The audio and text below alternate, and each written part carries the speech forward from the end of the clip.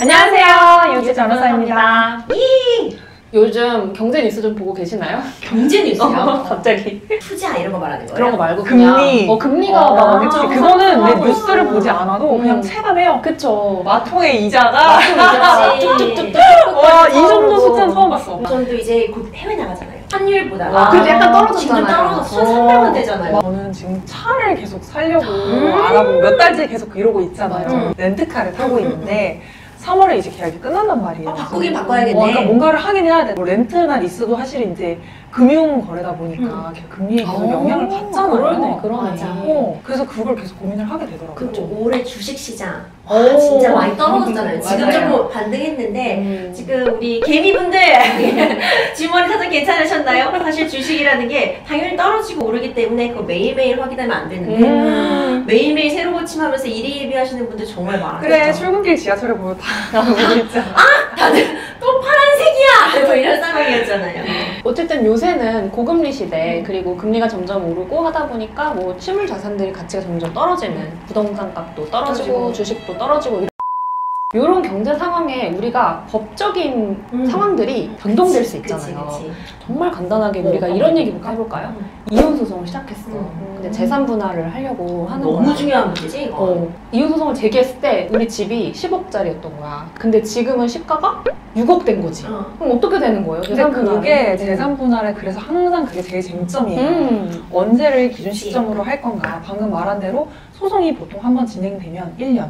거기다가 막 2심까지 가고 3심까지 3년이죠. 네, 더 길어지기 때문에 언제를 기준으로 재산 분할을 할 거냐가 서로 이제 다툼이 있죠. 그니까. 원칙은 정해져 있어요. 사실심, 변론, 종결시라고 해서 소송이 진행돼서 다 끝날 때를 기준으로 하기 때문에 쉽게 이제 부동산만 만약에 놓고 생각한다면 한쪽이 부동산을 가져오고 거기에 이제 상대방의 몫만큼 현금으로 분할해주는 방식을 많이 하게 되는데 그럴 때 이제 현금 빼주는 사람 입장에서는 부동산 그치. 가격이 떨어지고 있는 상황에서 좋은 거죠. 버텨야죠. 어떻게든 최대한 길게 끌어야 되는 거지. 소송을 버텨서 더 가격이 낮아져서 내가 줘야 되는 현금이 최대한 작게 그러네. 만들어. 그럼 그때 시가는 어떻게 계산해요? 공시지가는 아닐 거 아니야.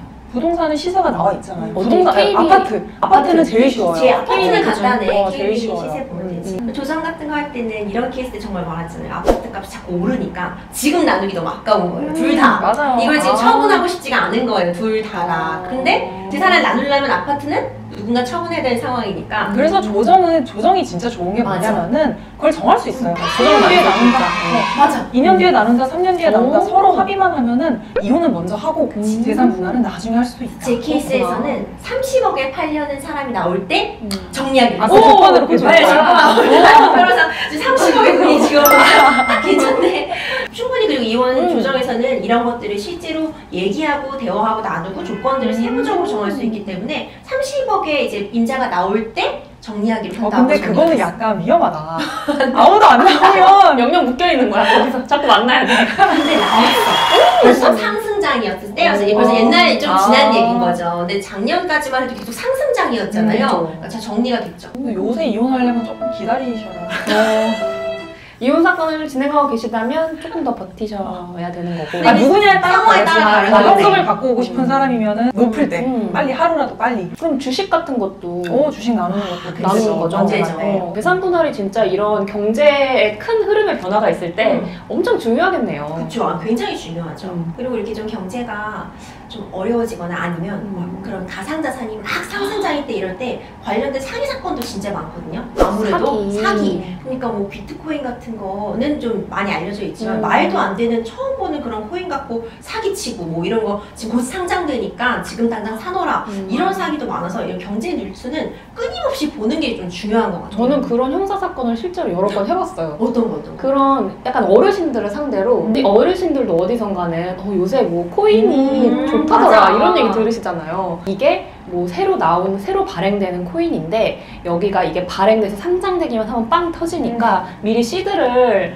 모으는 거다 이러면서 막 대규모 사기를 쳐가지고 다단계식으로 금방 상장되는 회사 진짜 많잖아요. 네, 다 말은 이 금방 상장되네. 상장이래. 그 상장만 되면은 다 10배래. 근데 그러면 이제 어르신들이 어디서 이제 꽁쳐놓으셨던 쌈짓돈 같은 거 현금으로 들고 오신단 말이에요, 진짜. 그러면 현장 진술을 들어보면은 진짜 푸대자루에다가 현금을 막 이렇게 다발로 막 싸들고 갔다는 거예요. 결국은 그 피고서인들 찾아보면은 이미 해외로 다 맞아. 도주해 있고 뭔가 거시경제가 흐름이 막 정말 요동치고 있는 상황에서는 정신줄 바짝 차리고 내 몫을 잃지 않는 것만으로도 되게 큰 투자다. 저는 일단 그렇게 생각하고 있어요. 그러니까 쉽게 버는 돈이 없다는 걸 우리가 항상 기억하고 기억해야 있어야 돼. 될 것 같아. 남이 나한테 준 정보는 이미 끝난 정보다. 그치. 나의 내 기회까지 들어온 정보면은 이미 다 아는 정보다. 근데 또 재밌는 게 법은 되게 천천히 변하잖아요. 한참 금리가 진짜 낮았었어요. 그쵸. 근데 소송을 한번 제기하면 맞아. 지연이자가 법에 따라서 붙게 되는데 판결이 있은 날로부터 다 갚을 때까지 12%. 맞아. 엄청난 고의자죠. 그니까. 그러니까 의뢰인들도 사실 그걸 잘 모르시잖아요. 그래서 상담 오셨다가 근데 이거 약간 적금으로 묻어놓으신다고 생각하면 나중에 연이율이 12%면 다들 막 화들짝 놀래서 2% 그렇게 되죠. 강제 집행도 나중에 천천히 해야 돼. 원래는 15%였어. 그쵸. 그나마 내린 거야. 그나마 내린 거고. 그리고 심지어 근로기준법상의 음. 임금체불 같은 경우는 이자가 20%예요. 이자가 20%였던 시대가 그 예전에 그 그치, 응답하라에 그치. 맞아. 그때 이자 10%다. 당시에 개정된 흐름을 지금까지 가지고 오고 있는 것 같아요.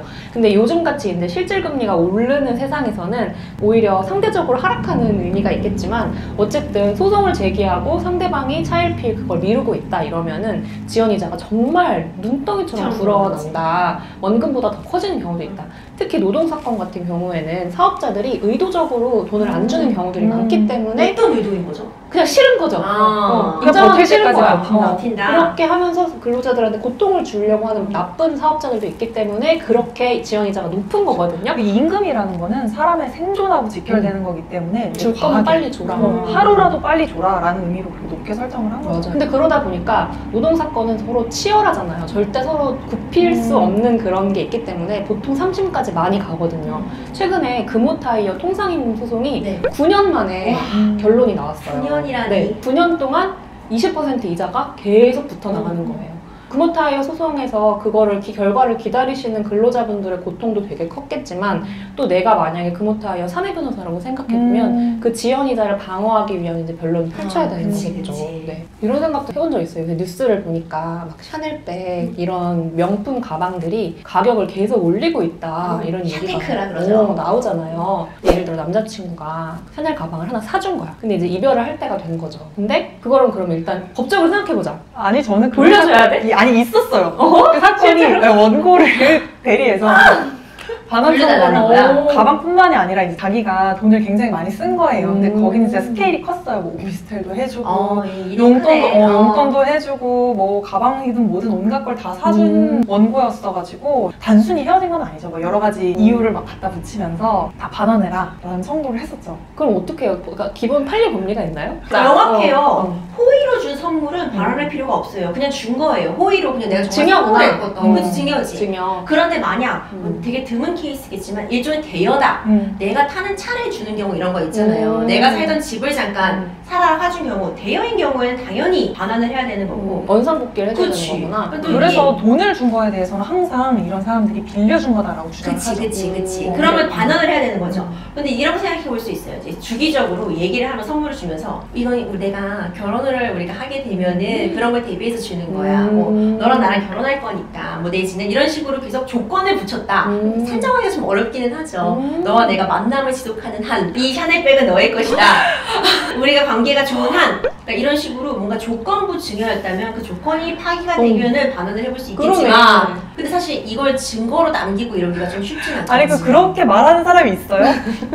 이건 너랑 나랑 결혼하는 사람이 명진, 있어야 이 백은 너와 내가 사랑하는 한. 이런 경우는 없지만 우리가 결혼을 앞두고 예물로 선물하는 경우는 있죠. 대놓고 이건 예물이야 라고 뭐 큰 선물을 했는데 그 결혼이 파기됐다. 약혼이 이루어지지 그치. 않았다 라고 하는 경우에는 이제 반환 청구가 심심치 않게 문제가 그쵸. 되죠. 그거는 굉장히 중요한 이슈가 이거는 반환 교과서에도 청구가 나오잖아요. 있죠. 민법에 그거는 교과서에. 그런 것이 사실 조건부 증여인 거죠. 맞아. 결혼을 맞아요. 하는 걸 전제로 내가 너에게 폐물을 줄게. 선물은 좀 그럼 어렵다. 정리해봐요. 정리해주세요. 그러니까. 일단 선물은 그냥 어. 줬다면 안 어. 돌려줘도 되는 거예요. 그래, 그리고 비싼 선물 하지 마. 사귈 때 음. 왜 그러는 거야? 나중에 돌려달라고 할 만큼 자기가 너무 쪼들려서 힘들게 살았다는 거잖아.